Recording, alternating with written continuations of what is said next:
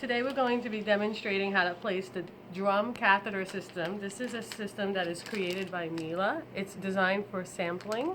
It's a sterile enclosed package that includes a peripheral IV catheter and the drum catheter. So I have already taken one out. So my hands are not sterile, obviously. This is a demonstration. So I wanted to show you first what this looks like when it is not being utilized, and then I will show you how to place it.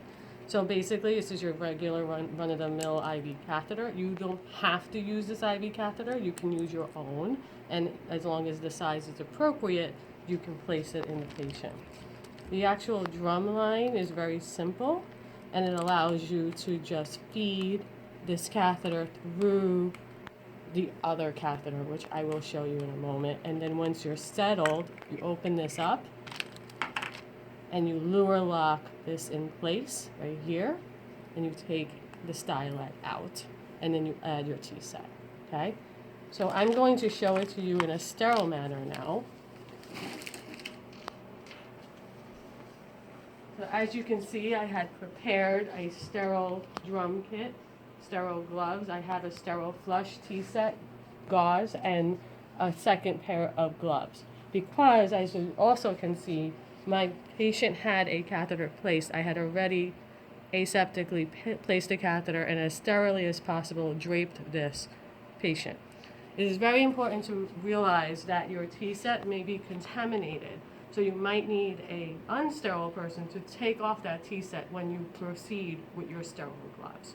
But in this context, I actually placed it sterilely because I knew I was going to be doing this in the video and I wanted you to see it in a sterile manner. So obviously, using sterile technique, glove up.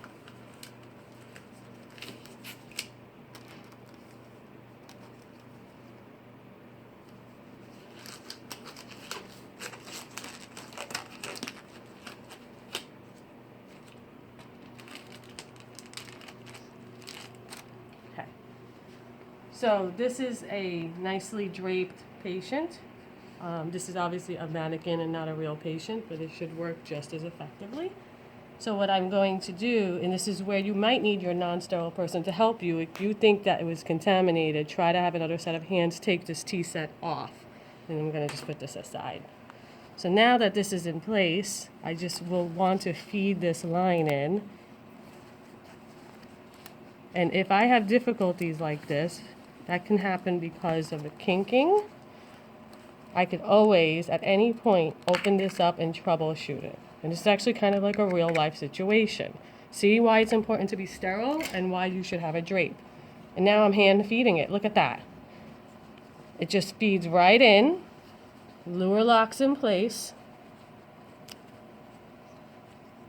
And now I remove my stylet and I place my brand new T-set. Now actually this is actually not flushed through. So I want to be aware of that because I want to aspirate this. Just like a central line, some people pre-flush and some people do not. So that's going to be a bit of your own user comfort. If you feel that you want to pre-flush, you can. So what I'm doing is just removing the air. And now I'm going to take my sterile flush. And I'm going to attach that and flush it. So now we have a line in place, and now everything is sterile, very clean. Everything that went in was very sterile. I'm confident that patient is had a good, clean placement.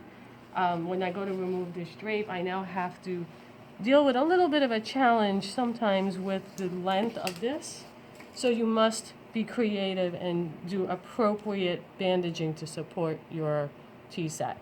In this particular patient, I put this catheter in super low because it's not a real dog and I would not have been able to feed it. But in a normal patient, this catheter wouldn't be so low. The catheter would be here or here. So you could imagine that I'd have more room to pad and create a nice modified Robert Jones bandage to support that catheter. So what I'm going to do is I can give fluids through this or I can draw blood.